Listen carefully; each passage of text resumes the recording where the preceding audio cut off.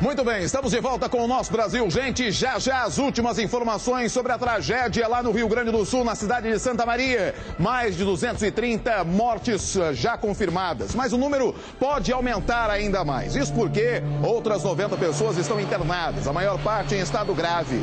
4 mineiros conseguiram sobreviver ao incêndio. Daqui a pouquinho você está vendo aí imagens do momento do resgate.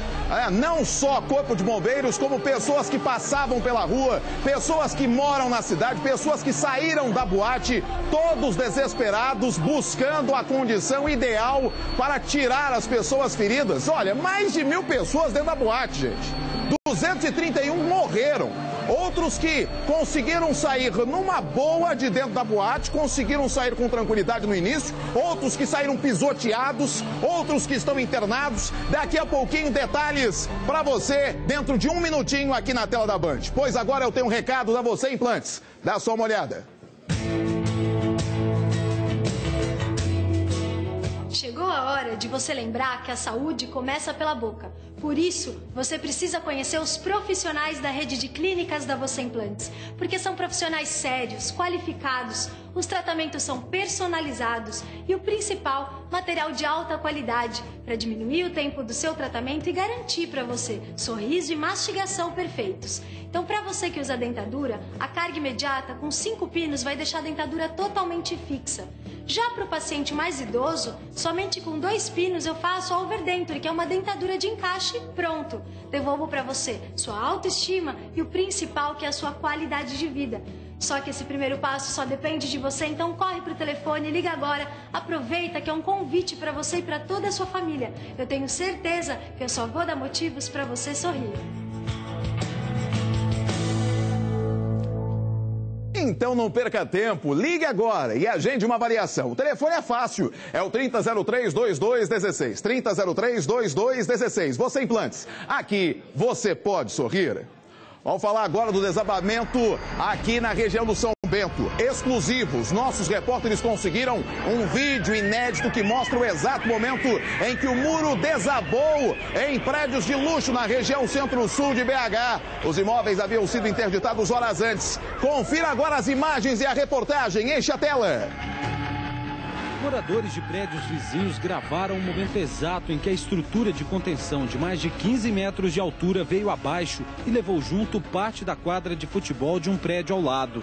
O volume de terra arrebenta a parede de concreto e atinge os 2 prédios. Essa foto mostra como era o local horas antes do desabamento. Agora veja como foi o desmoronamento visto do ângulo da garagem. A terra começa a se soltar. Pedaços de concreto se desprendem da estrutura. Em poucos segundos, tudo vem abaixo.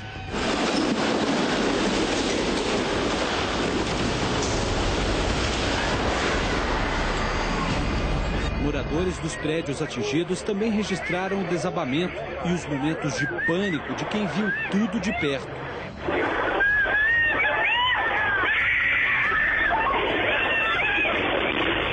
2 horas antes da terra ceder, a Defesa Civil havia interditado 2 prédios na Avenida Professor Cândido Holanda, no bairro São Bento, região centro-sul de Belo Horizonte.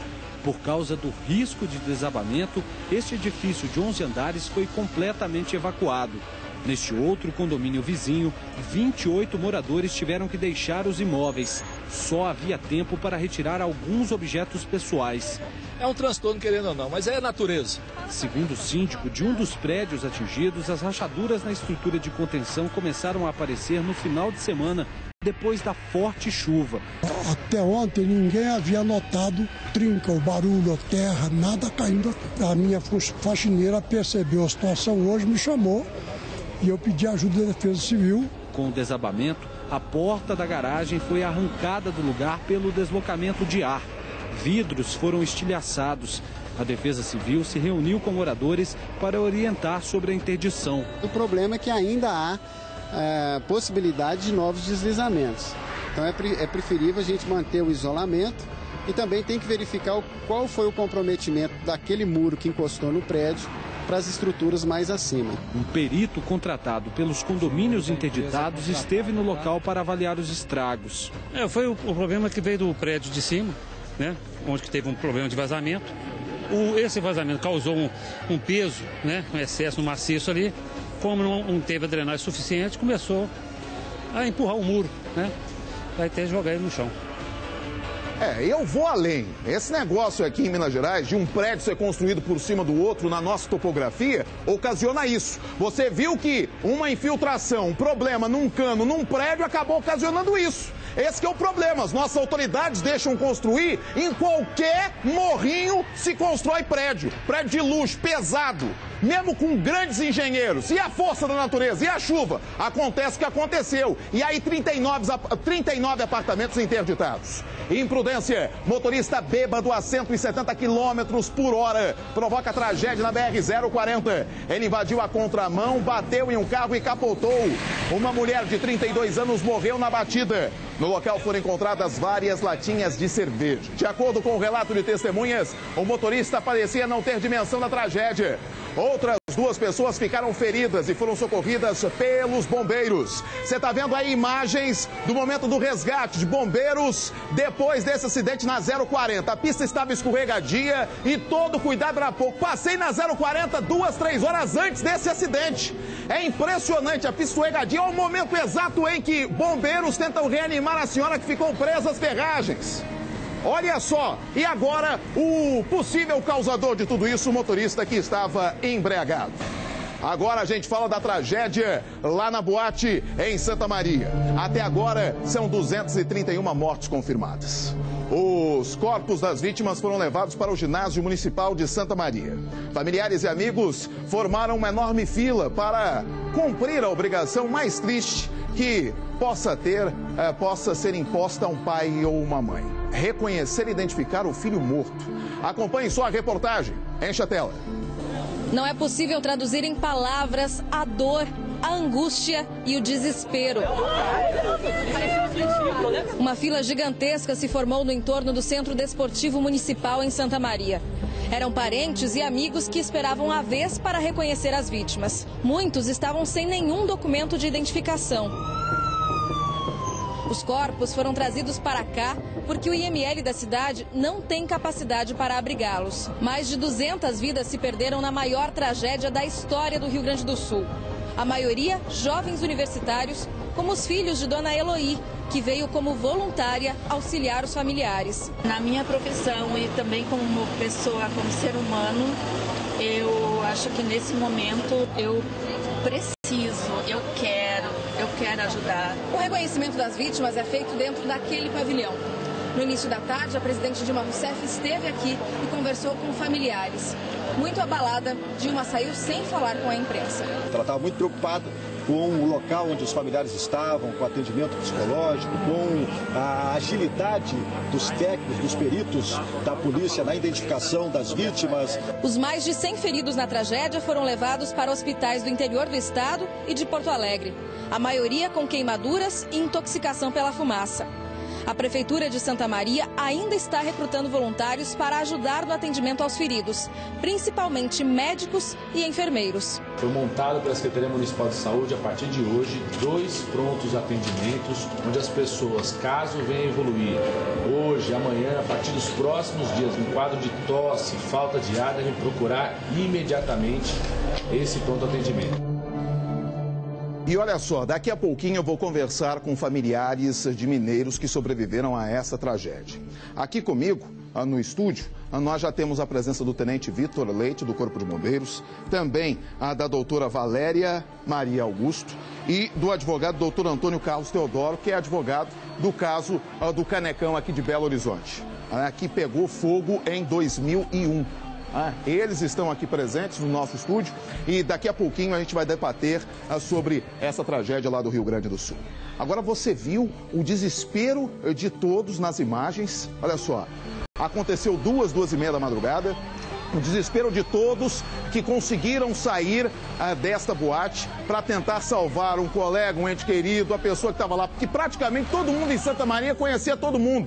Ainda mais todos que estavam nesta festa universitária com a banda gurizada, a banda que acabou ocasionando isso, porque através de um show pirotécnico que eles fazem, Todos ali no Rio Grande do Sul conheciam essa banda desse show. Era o ápice do show deles, esse show pirotécnico. E nesse momento desencadeou o fogo generalizado e o desespero de todos que estavam nesta boate. O desespero das pessoas que tentavam sair e entraram no banheiro e acabaram asfixiadas. Pessoas que tentaram sair e eram pisoteadas. Outras pessoas que tentavam sair e os seguranças, coitados também, não tinham condições de verificar o que estava acontecendo, pois tinha uma parede de concreto na frente. Não tinha visualização do que estava rolando, pensaram que era briga e aí ficaram com receio das pessoas saírem sem pagar a comanda. Então, uma N situações complicadas nesta boate e uma sucessão de erros, não só por parte do poder público, como também dos proprietários e dos organizadores deste evento. O Tenente está aqui comigo. Tenente, boa tarde, obrigado pela sua presença aqui no Brasil, gente. Boa tarde. Tenente, a casa, pelo que tudo foi falado, não tinha uma saída de emergência. Todo mundo entrava pelo mesmo local e saía pelo mesmo local. Isso é um absurdo, pela dimensão daquela casa lá no Rio Grande do Sul. O que o bombeiro orienta num caso como esse, quando faz até mesmo as fiscalizações para o alvará? Boa tarde mais uma vez. Boa tarde. Inicialmente, eu estou falando aqui pelo Corpo de Bombeiros de Minas. É claro que a corporação daquele estado vai fazer seus esclarecimentos. Mas pela experiência que o senhor tem. Bom, inicialmente eu vejo que ali houveram vários erros, né? A gente já foi citado aqui que só havia uma saída. A norma que fala sobre isso é uma NBR da Associação Brasileira de Normas Técnicas. Fala que tem que ter no mínimo duas. Então já vem o primeiro erro. Você tem falha de sinalização de emergência, porque você viu que as pessoas não saíram todos pelo mesmo local. Você viu que algumas entraram no banheiro. Então essas pessoas podem ter confundido a saída. Segunda falha. Terceira falha que você vê também, material combustível de fácil propagação para isolamento acústico. Isso não é permitido de forma alguma. Você já tem hoje normas, desde 1986 já existem normas que proíbem a utilização desse tipo de equipamento em casas noturnas. Você tem também, além disso, uma falha por parte da equipe de segurança, que não deixou as pessoas saírem, mesmo que não tivesse a confirmação. Pela cara da pessoa, você já sabe, né, a experiência que essas pessoas têm, já sabe se ela está mentindo, que está acontecendo no tumulto ou não. Se realmente está acontecendo, tem que sair. Então, houve uma falha de comunicação também. Como eu diria, os planetas se alinharam. Muitos erros sucessivos, desde a parte de aprovação no Corpo de Bombeiros, a manutenção, até o que culminou nessa tragédia, né? Realmente é uma tragédia. A gente tem uma sucessão de erros em alguns casos e acabam não ocasionando em tragédias. E aí a pessoa vai protelando, acertar e resolver a situação. Como é que é feita a vistoria do Corpo de Bombeiros numa casa como essa, uma casa noturna como essa, que é totalmente fechada? Bom, inicialmente, antes da vistoria, é feito um projeto, né? Nesse projeto é estudado as questões de segurança, são estudadas as questões de segurança e o Corpo de Bombeiros ele vai no local para ver se foi construído conforme o projeto. No caso de uma vistoria de fiscalização, o evento já está ocorrendo, aí são arbitradas medidas que variam desde uma interdição parcial até uma interdição total. Cancelamento do show, cancelamento da noite na boate e posteriormente abertura só após a regularização junto ao Corpo de Bombeiros. O senhor falou de pelo menos duas saídas. Uma casa como essa, tinha mais de 1000 espectadores nessa casa. Uma casa com determinados lugares. Quanto que a gente tem que ter de saída de emergência? Olha, para cada 1000 pessoas, no estado de Minas Gerais, preconiza que deve haver no mínimo 5,5 metros de saída. Isso quer dizer o quê? Seriam 5 portas de 1 metro e mais uma porta de 80 centímetros, que é o mínimo que uma porta tem que ter. Então a boate, como falam que entre 1.000 e 2.000 pessoas, se tivesse 1.000 pessoas, teria que ter no mínimo 5,5 metros de largura de porta, podendo ser dividida em duas, uma de 2,5 e outra de 3 metros. Isso serve para qualquer tipo de ambiente fechado? Cerimonial, igreja, restaurante? Qualquer. A norma de Minas Gerais preconiza que qualquer ambiente deve ser evacuado em menos de 1 minuto. No máximo 1 minuto do início de uma ocorrência, seja de um tumulto, seja de um incêndio, e 1 minuto aquele ambiente tem que estar evacuado. Se for num andar mais alto, a pessoa já tem que estar numa escada de emergência, que é um ambiente seguro. Se for no nível terra, tem que estar todo mundo na rua. O senhor sabe me dizer se depois do que aconteceu em 2001, aqui na casa, o Canecão de Minas Gerais, o que mudou e o que vocês têm feito para amenizar problemas como esse que aconteceu lá em Santa Maria? Bom, em 2001, após o ocorrido no antigo Canecão Mineiro, houve a nossa nova lei estadual, na verdade a primeira lei estadual de prevenção contra incêndio. Anteriormente você tinha alguns municípios que tinham suas legislações municipais que legislavam da forma que queriam, da forma que era conveniente e da forma que eles entendiam como segura. Deixa eu te interromper, tenente. São imagens do Canecão no momento em que aconteceu o incêndio no dia 24 de novembro de 2001. Também uma coisa muito parecida com o que aconteceu em Santa Maria. Era um show de pagode, teve esse lance aí desse show pirotécnico e acabou com isso aí acontecendo um incêndio. Você nota que as pessoas não ficaram desesperadas, né? Não ficaram desesperadas. Daqui a pouquinho a gente vai ter até uma reportagem sobre este assunto. Vamos até a reportagem, tenente? Aguarde só um momentinho que a gente vai falar um pouco mais sobre também essa tragédia que aconteceu aqui, que já se passam 10 anos. Belo Horizonte viveu uma tragédia muito parecida com a casa noturna Canecão. Vamos acompanhar a reportagem. Enche a tela. No cenário da tragédia, vestígios dos momentos de pânico. A perícia fez hoje os últimos levantamentos. No palco onde o fogo começou, apenas restos da aparelhagem de som. Cadeiras e mesas foram queimadas. O telhado ficou destruído. Apenas 4 extintores foram encontrados pelos peritos, número insuficiente para garantir a segurança nos 2.500 metros quadrados da casa. Existem várias irregularidades aqui, inclusive na parte da construtiva, como a parte de prevenção contra incêndio. Em princípio, então, não deveria estar funcionando. Se formos considerar na questão que nós encontramos aqui agora, não. Em novembro do ano passado, um incêndio destruiu este galpão de 500 metros quadrados, onde funcionava um shopping popular.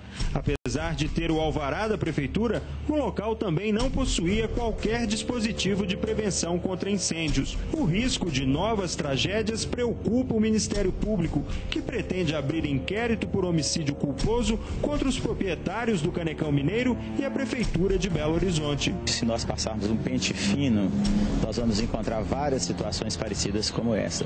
Essa é uma responsabilidade da Prefeitura. O relatório aponta que o Canecão Mineiro nunca possuiu alvará de funcionamento. O alvará concedido ao Trem Caipira, casa noturna que funcionava no mesmo local até abril deste ano, estava vencido. A última vistoria do Corpo de Bombeiros aconteceu em abril de 99 e o laudo com irregularidades só foi apresentado um ano depois. Os fiscais da prefeitura estiveram 3 vezes na casa de shows e afirmaram que o local estava fechado. Com base no relatório, a prefeitura determinou a revisão de todos os alvarás de funcionamento da cidade. 2 gerentes que ocupavam cargos de confiança foram exonerados e os fiscais responsáveis pela fiscalização do Canecão Mineiro foram afastados. O nosso telespectador que você acompanhou na íntegra a reportagem exibida pela TV Bandeirantes à época do incêndio que aconteceu no Canecão Mineiro. Então, tenente, o que aconteceu, o que mudou e o que a gente pode, se eu for em qualquer casa de show aqui de BH, eu posso ver que mudou em vista do que acontecia no Canecão Mineiro? Com a lei que a gente chama de a Lei de Prevenção Estadual 14.130, nós ganhamos muito com segurança, porque antes você tinha muitos municípios que não tinham prevenção em casa noturna nenhuma, em escola nenhuma, os meios preventivos eram meios simples, eram simplesmente extintores de incêndio. Hoje você tem diversas medidas que o Corpo de Bombeiros exige. Para o leigo, para a pessoa que vai frequentar, o que a gente orienta é que ele pergunte onde está localizado o auto de vistoria do Corpo de Bombeiros. O auto de vistoria é um documento que certifica que aquela edificação encontra-se segura, de acordo com as normas, que foram projetados meios preventivos para fazer frente a qualquer sinistro. Alguns estabelecimentos a gente nota logo na cara o alvará do Corpo de Bombeiros. É obrigatório. Logo quando você chega, um ou outro restaurante ou um escritório, uma clínica tem esse alvará, né? E a gente não vê isso em boate, porque tá tudo escuro também, né? Na entrada tem que ter, se não tiver, pode solicitar e se não for apresentado, chama o Corpo de Bombeiros, porque aquele local encontra-se irregular. Agora, deixa eu conversar com a doutora Valéria, porque apesar de ter acontecido um incêndio lá em Santa Maria, as pessoas faleceram porque inalaram muita fumaça.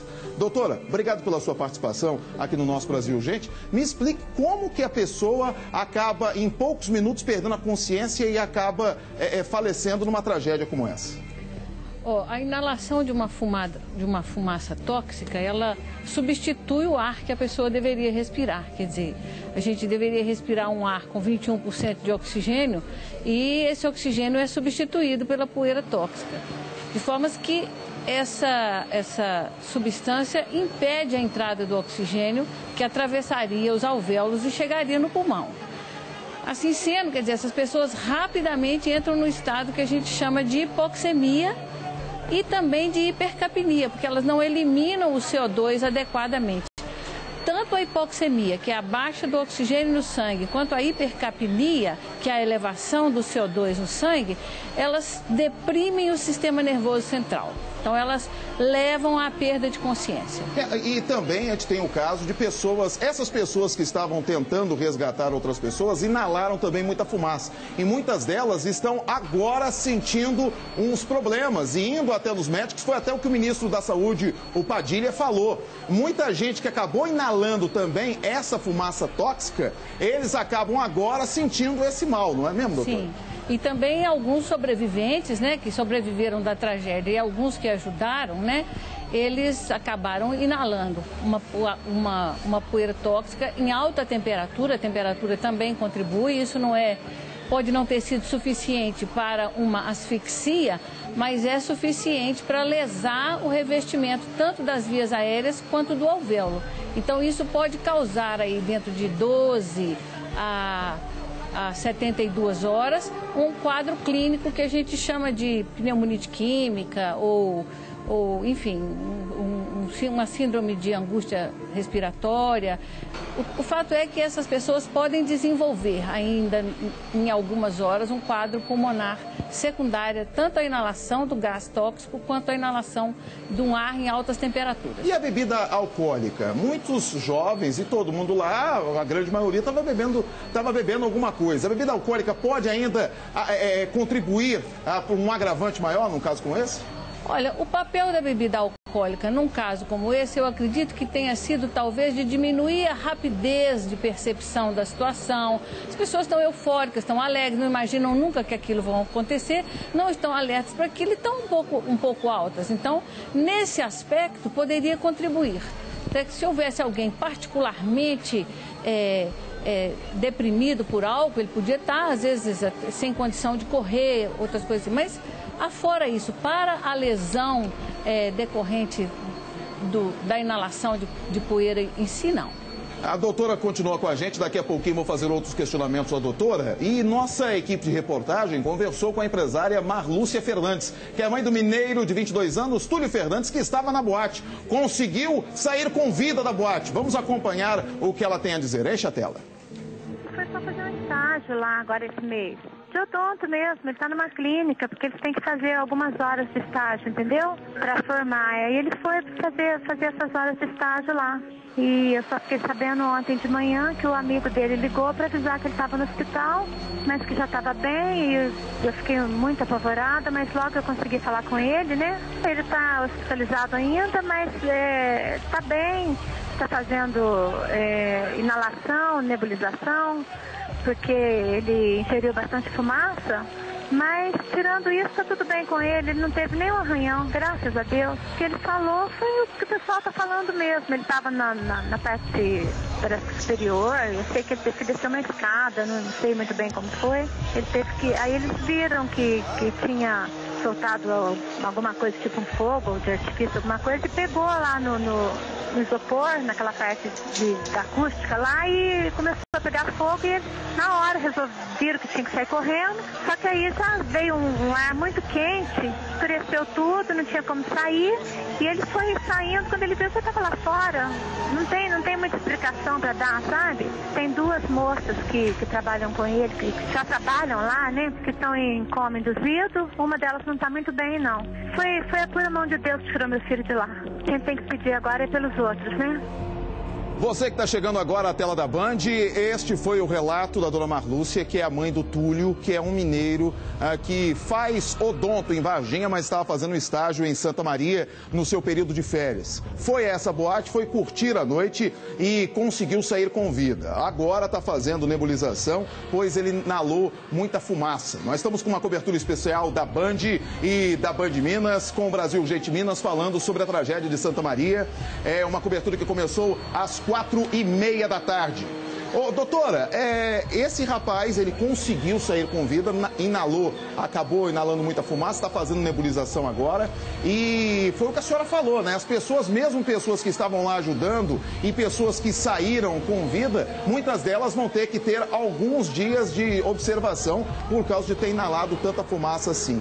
Doutora, qual seria a orientação? Porque temos aí uma boate, temos uma festa acontecendo na boate, mas existem outros casos em que pode ter um incêndio. Qual é a orientação médica para uma pessoa que está num momento como esse? É claro, tentar sair o quanto antes, esquecer tudo para trás e guardar a sua vida, mas para poder não desmaiar com tanta fumaça. Olha a norma do bombeiro, né? Todo o ambiente tem que ser evacuado em 1 minuto, né? O risco de exposição a uma fumaça dessa gravidade por 7 minutos traz um risco alto de morte. Então, não existe muita proteção. É claro que quem tiver condição vai colocar um pano na boca, quem tiver condição vai respirar através de alguma coisa úmida, mas isso tudo são paliativos, quer dizer, existem casos assim que a gente cuida de pessoas que, por exemplo, estiveram próximo de um incêndio numa mata, numa região assim, e inalaram por um curto período uma fumaça tóxica e desenvolvem aí alguma bronquite, alguma asma posterior, que é coisa tratável, que vai regredir com o tempo. Num ambiente fechado, numa quantidade enorme dessa, é extremamente trágico.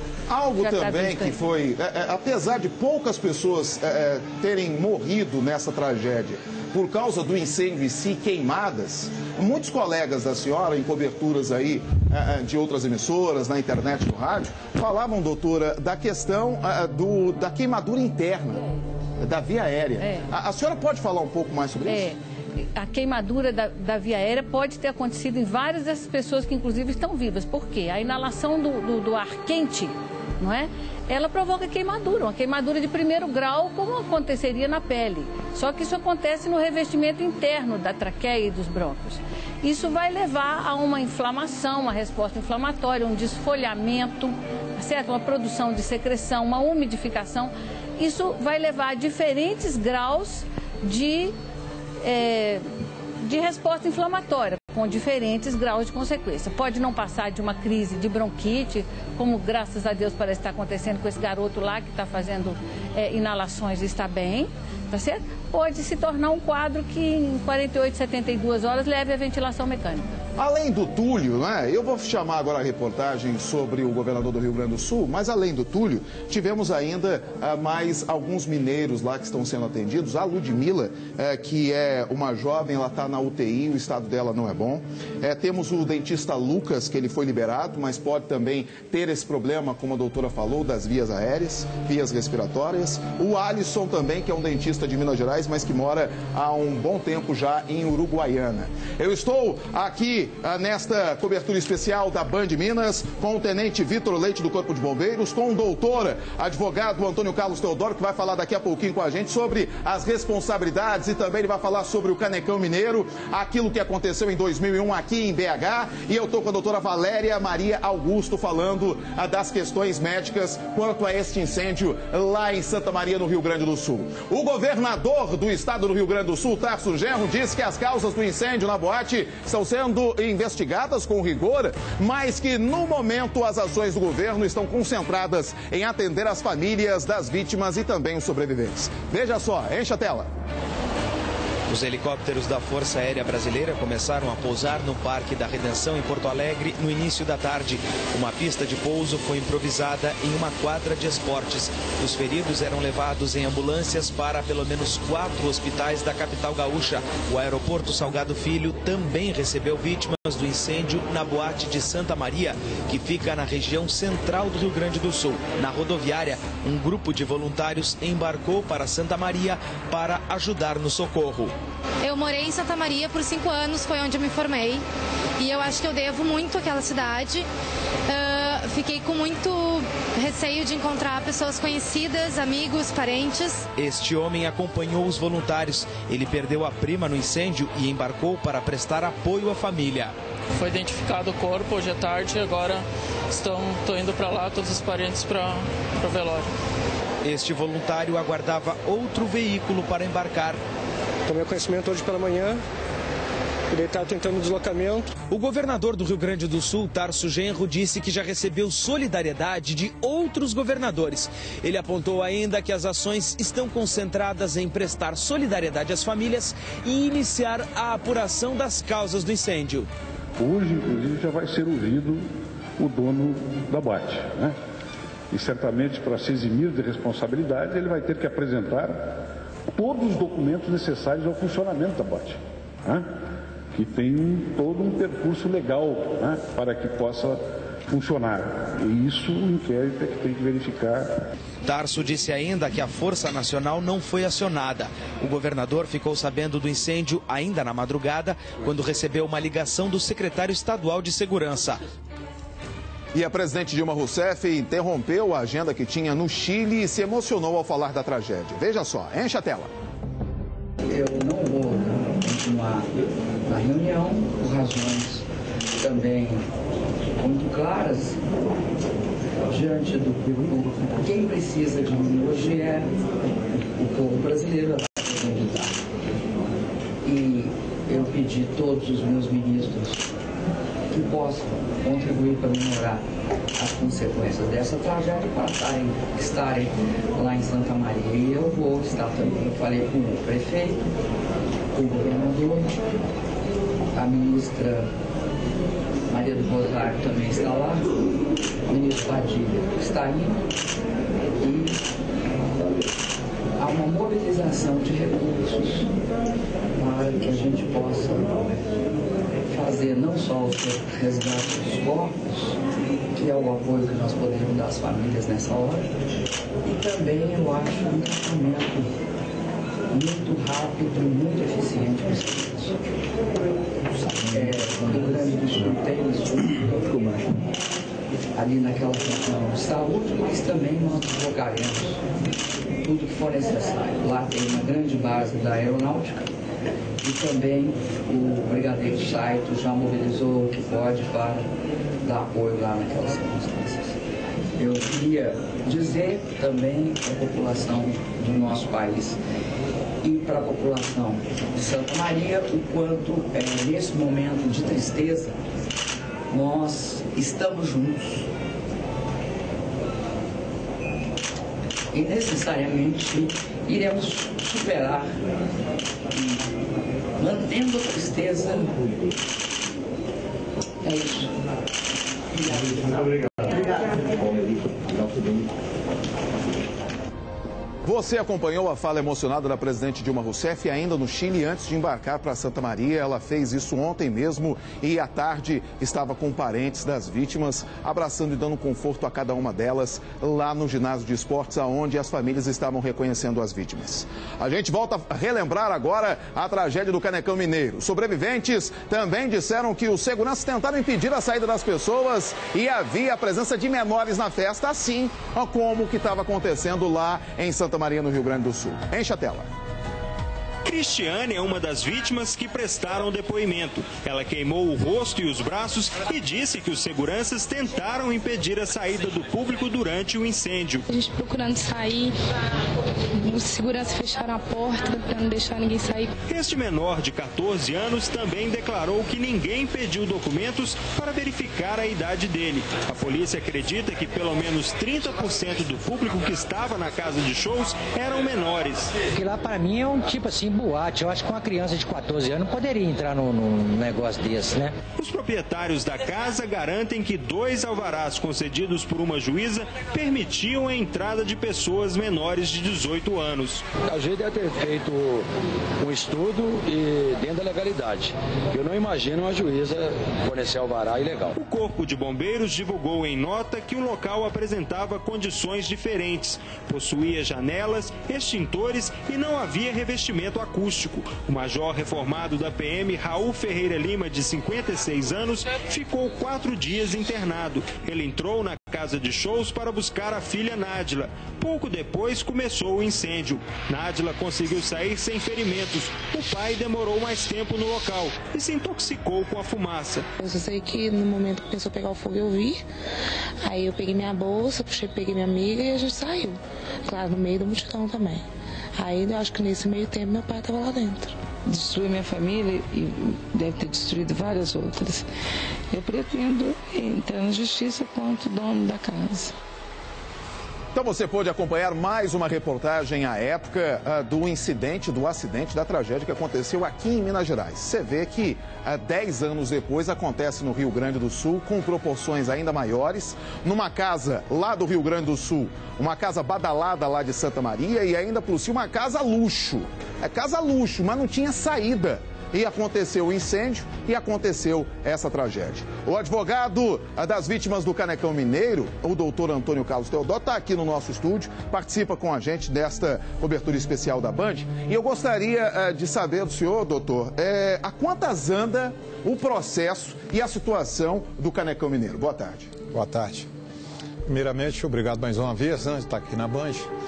E o que tem acontecido é o seguinte: o judiciário inicialmente, no caso do Canecão, julgou algumas ações improcedentes, como a do major, que é a Nádila, eu fui advogado dela, e julgou improcedente. Eu disse ao tribunal, quando eu recorri do caso da Gisele, um outro caso, que foi o caso mais meteórico que eu já vi no Tribunal de Justiça de Minas Gerais. Em 8 meses, uma ação em primeira instância e na segunda instância também para tirar a responsabilidade da prefeitura. Começaram a usar essa decisão para os outros casos. O caso da Gisele eu comecei a recorrer, perdi em primeira instância com essa decisão que eles tinham. Nós ganhamos no tribunal com a ajuda de um grande constitucionalista, que é o desembargador Almeida Mello, hoje vice-presidente do tribunal. Ele julgou com os pares procedente à ação. Nós fomos eles recorreram ao STJ, nós fizemos também as nossas alegações, ganhamos. Eles recorreram para o Supremo Tribunal, através do ministro Marco Aurélio, ele deixou ao entendimento, o mesmo entendimento do STJ, dizendo que houve a falta de dever de polícia do município, os agentes públicos falharam. O que é? O agente público que deveria estar ali, como no libelo acusatório do Ministério Público, que foi um grande trabalho do Ministério na época, ele acusou chefe da fiscalização, fiscais, o Corpo de Bombeiros denunciou que lá dentro tinha festinhas patrocinado lá dentro. Desculpe interromper o senhor, alguém foi condenado e alguém pagou? É isso que eu quero falar com você. Ele foi condenado no Supremo Tribunal Federal, o município de Belo Horizonte. Eu entrava com a tese que a responsabilidade era do município. E eu alcancei essa tese que serve hoje de jurisprudência para o Rio Grande do Sul. É o que as pessoas do Rio Grande do Sul agora vão buscar. Porque nós não tínhamos ainda. Inclusive aquele incêndio na Argentina, advogados me ligavam sabendo, queriam saber de decisões sobre as casas de incêndio, casa de show. Nós não tínhamos ainda. Então, pela experiência do senhor e pelo que o senhor já atuou neste caso do Canecão, a culpa lá no Rio Grande do Sul, apesar do senhor estar bem distante, mas o senhor teve um caso muito parecido, a culpa é do município? Eu vi uma coisa muito interessante ontem.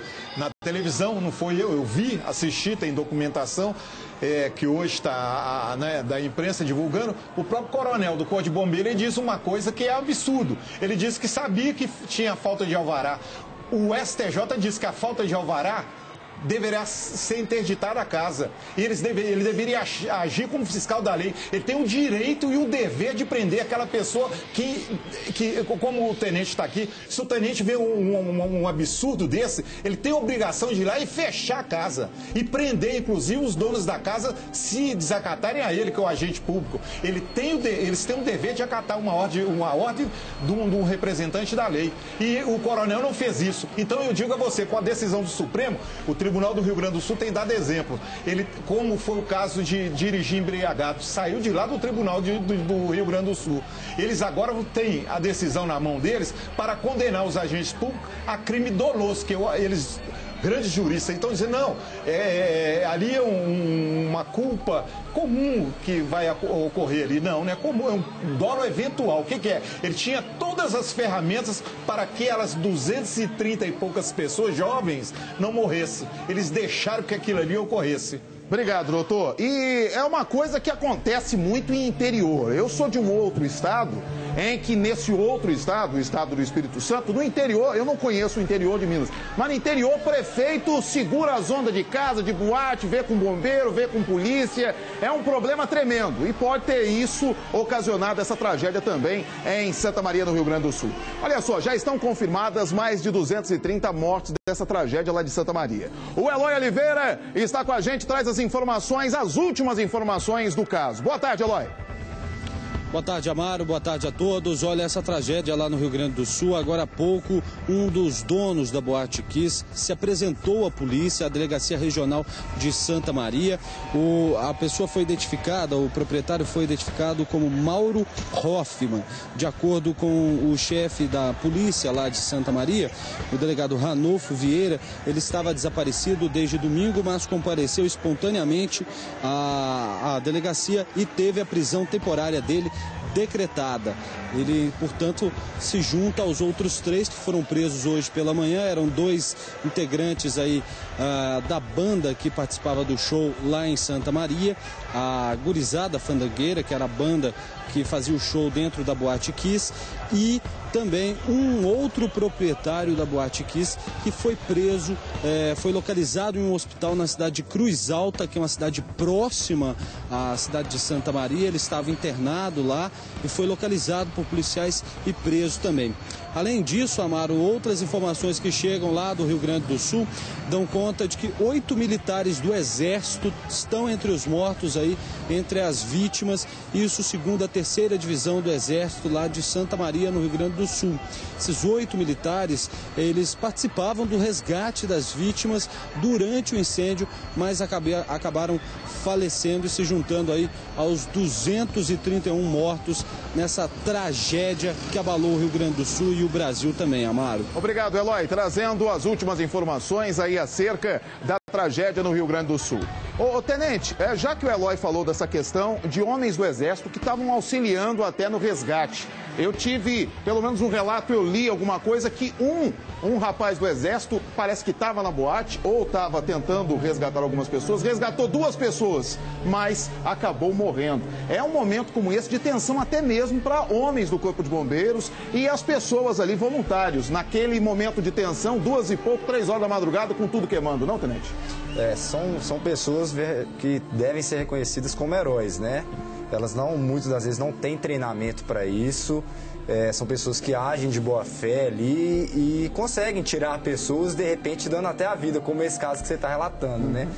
Então, devem ser tratados como heróis e eu vou dizer que é o que a gente precisa na sociedade. São pessoas que têm essa coragem, que vê o problema acontecendo e quer ajudar. E no momento de pânico como esse, tenente, a pessoa tem que esquecer tudo que ela tem para trás.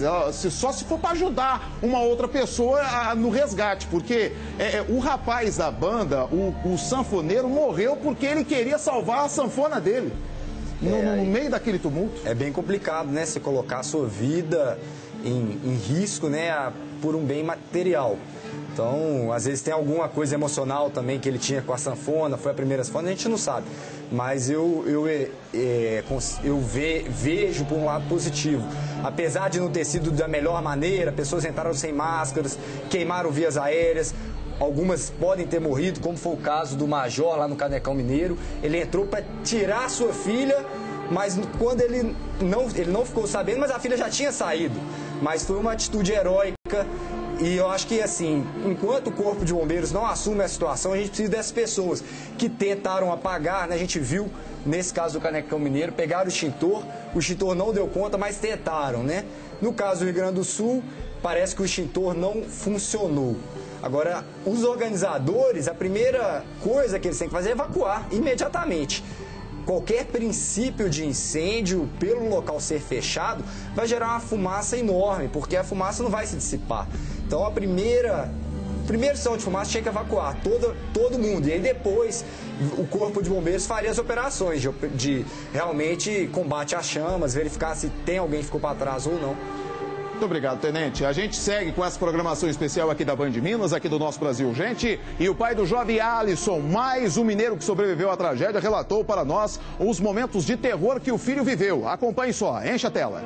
Como ele estava na ala VIP, que é uma área mais elevada, ele conta que ele presenciou o momento que a banda acendeu aquele fogos lá e tal, e ele que é questão de segundos, a coisa já desandou, ficou tudo negro, tudo escuro, começou a ter curto-circuito, as luzes começaram a falhar, então ele já correu em direção à porta.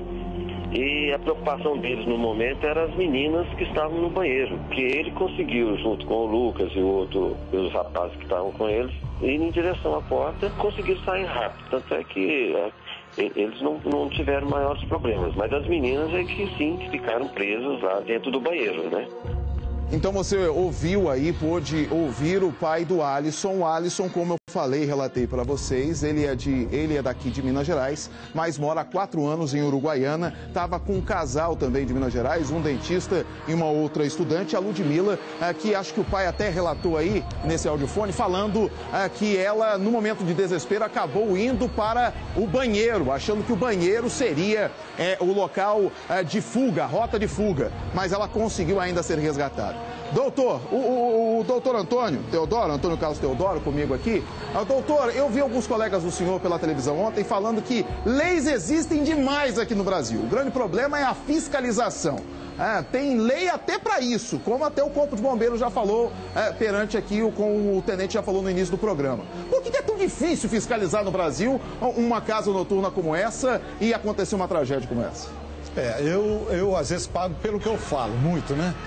E quem me conhece sabe que eu não tenho papa na língua para falar a verdade. Acontece que nosso país tem o seguinte, você tem um Ministério Público que é indicado, o Procurador-Geral, pelo governador. Você tem um Procurador Federal que é indicado pela Presidência da República. O dia que nós tivermos um Ministério Público independente, federal e estadual, a coisa vai melhorar, porque eles podem agir.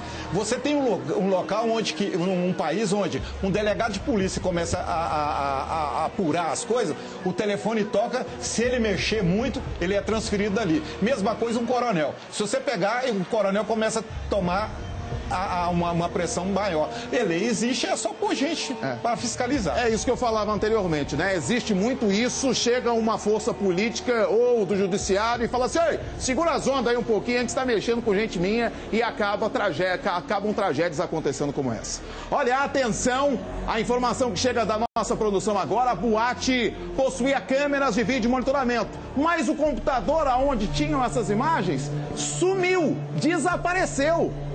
Sumiu o computador, não foi queimado nem nada, então olha só que loucura. Mesmo com aquilo tudo fechado, com cordão de isolamento, de Corpo de Bombeiros e tudo, depois do resgate, isso durante o dia, ontem, enquanto todos estavam desesperados com o que aconteceu em Santa Maria, sumiu o computador, não tinha nada. E aí é impressionante como num momento como esse, some o computador, um dos sócios desaparece no dia de ontem e hoje se apresentou à polícia. Foi o que o doutor Teodoro falou, num momento como esse, em que a gente precisa ter as nossas autoridades com o pulso firme, acontecem coisas assim. E que sirva de alerta. Hoje, depois que queimou, aconteceu essa tragédia, todo o Brasil tem fiscalização em boates em casos de shows. Isso que é complicado no nosso país. Eu agradeço o tenente do Corpo de Bombeiros que participou do nosso programa, o tenente Vitor Leite, a doutora Valéria Maria Augusto e também o doutor advogado Antônio Carlos Teodoro, falando um pouco mais sobre essa tragédia no Rio Grande do Sul. Obrigado a presença de todos aqui no Nosso Brasil Urgente. O Datenão está chegando com a edição nacional. Uma boa tarde, que Deus abençoe e ilumine essas famílias que foram vítimas dessa tragédia no Rio Grande do Sul. Uma boa tarde, uma boa semana para você, que Deus te abençoe.